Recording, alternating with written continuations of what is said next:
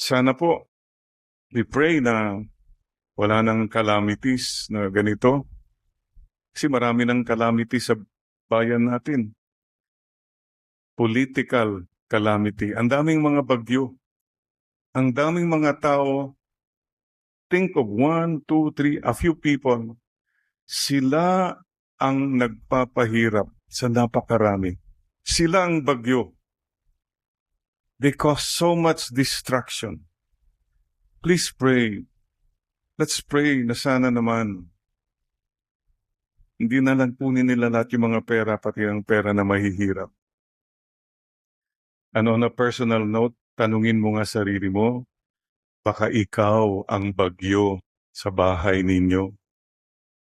Pag dumarating ka, kinakabahan na lahat, tahimik na lahat, nakayupo na lahat. Ikaw ba ang bagyo sa buhay ng ibang